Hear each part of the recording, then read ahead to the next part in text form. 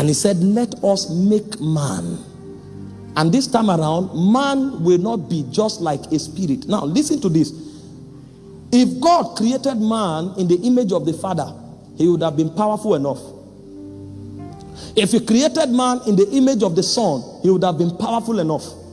If he created man in the image of the Spirit, he would have been powerful enough. But what God did was that he merged the reality of the Godhead. And he said, let us make man. Not like the Father, not like the Son, not like the Spirit. Let's make man like Father, Son, and Spirit, all in one. So he created a being for the first time that could mirror the fullness of God. A being that could communicate the fullness of God. And the moment he created that being, he had to mobilize that being to man the next realm that he had created. And this time, hear this, all of the realms of God are spirit realms. For the first time, he crystallized a realm that is material, completely separated from the spirit realm. So a spirit can no longer function here until one with body gives it permission. In the first earth, a spirit could operate on earth as its governor. But in this new earth, only one with a body could give a spirit permission. So God created one that will operate with so much authority, almost replacing him. And so if that man decides to submit to God, it is called worship. Because it's possible for that man to function in rebellion. But he gave him so much authority to represent him in fullness that it will take worship for that man to submit everything he has under his control to God, seeing God as his source. Otherwise, the man was operating in the God class. He said, let us make man in our own image, after our likeness. So the same way we regulate the heavens, let this man have power to regulate the earth. And so the moment the fallen prince saw it, he knew there was a problem. Another creature of the God order has come into being. We have to truncate this project. This man cannot be allowed to come into fullness. If he comes into fullness, he will be like God. And that's why, since Adam fell, when his project was truncated, the next person God saw as a man in his image was Christ. Because if man enters his image, he will operate like God. Adam could not complete that cycle.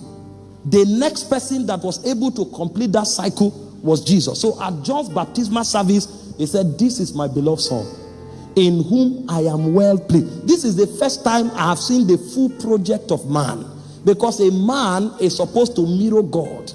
A man is actually one that hosts divinity and expresses divinity through the flesh.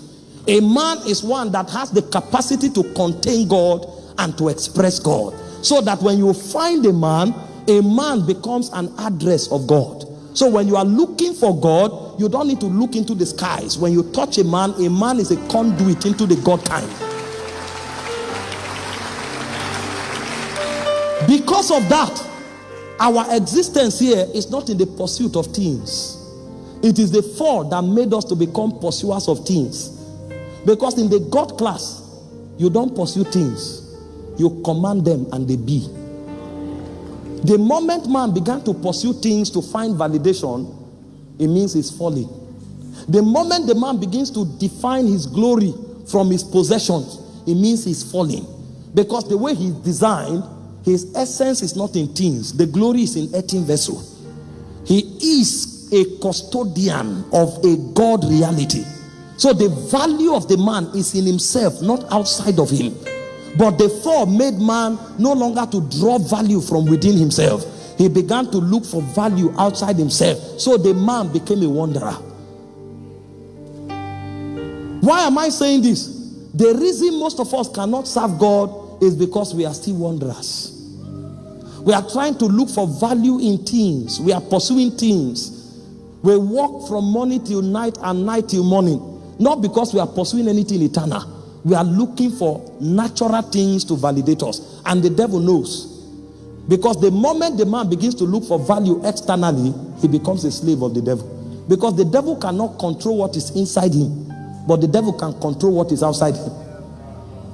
And so the devil will make you pursue external things make you define value based on external things, and you find yourself in an endless cycle looking for value and relevance from the externals. And you see, the more you look for it, the more you'll never be satisfied. The more you search, the more you'll never be satisfied. You were designed to contain God and to express God. And if you have any activity on earth, is to extend his government to the earth realm. And so anything God has in mind, it is your duty to pick it from the mind of God and to communicate it to the earth. So when the government of God is advancing on the face of the earth, a man is supposed to be behind it.